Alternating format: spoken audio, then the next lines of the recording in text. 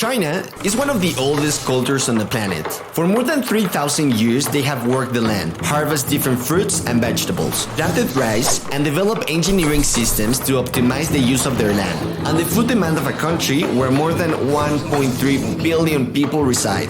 A process of modernization of the countryside and the exponential growth of urban areas has exploded in recent years, changing the demographic landscape of China. The industrialization of the country has transformed it into the largest manufacturer in the world, where practically everything we use in our day-to-day comes from. Hubei province in central China, it's known for being the region's economic, political, and cultural hub, located at the junction of the Yangtze River and the Beijing-Guangzhou Railway. Thanks to its abundant natural resources, it is of great importance in the country, and it's the productive base of several primary products for national consumption. As a consequence of the development of transportation and educational level in the last decades, young people in the region tend to migrate to big cities in search of better opportunities, while previous generations stay in the mountain villages where the traditional and modern way of life begins to collide. My name is Shang. I come from Hubei province and I now work in Shanghai. Well, I major in advertising, and if I want to find a job, I need to go to like Beijing, Shanghai, or Shenzhen, this kind of big city. Tian Wei is a driver of a country wagon at Hefen County, part of Anxi Prefecture in Hubei. These trucks, suitable for turning a product display from the rear, with a speaker on the roof to announce their arrival, are the ones that supply small communities for basic products and news from the city. 有些生活用品呢，让我才晓得变得生该。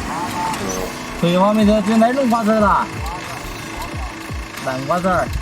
Elders in the region are hungrily awaiting the arrival of country wagons, so they can choose the freshest fruits and vegetables. In addition to the fact that because of their loneliness, they see Tian Wei as their grandson, since he does everything to help them with what they need. 味道不行点儿回来，他给你退钱。我就没定生不行，火车管送小箱那点，给我们送点，他给我们便宜啊。反正他卖菜的卖的比较多，车上他的车卖生意很多。Tian Wei is not the only one who does this work, but the main difference between him and other drivers is that Tian Wei manages to connect with his clients, and for him, it is very important to be able to help the elders.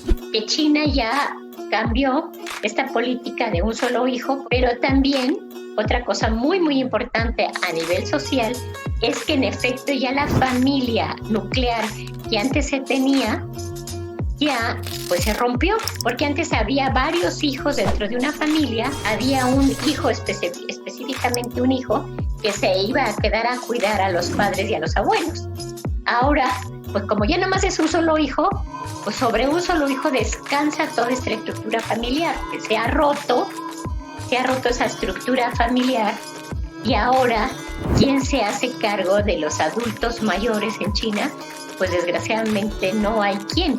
In Confucianism, many stories are based on the filial piety. Although there are many different religions in China today, filial piety is a concept that everyone shares. Well, I think older people, they sacrificed a lot to our society. And I think in future, the young people, they should be responsible for the older people's life in the future. Con una conciencia del bien común.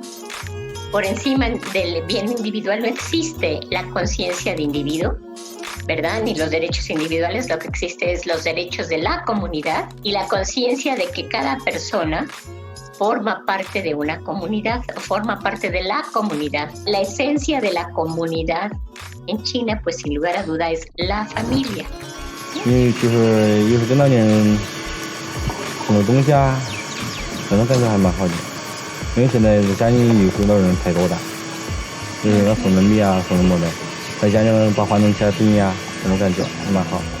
In China, the difference between the city and the countryside is increasingly getting blurred with the pass of time. The difference in internet access between rural areas and cities is important, although the percentage of people living in the countryside is decreasing.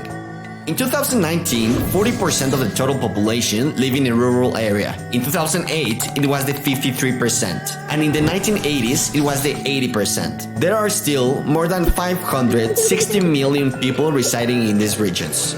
In China's road to modernization, the demographic, lifestyle, and consumption patterns could be both a blessing or a curse. Tian Wei and his country wagon are just one story of many across rural China. Changing the perspective of how the fast-paced way of living is affecting the future of the Chinese is vital. Tian Wei and his country wagon help those who have been left behind, the elders. He's like a fish that swims against the current. He's young, and yet he decided to stay in the countryside to live his simple but fulfilling life.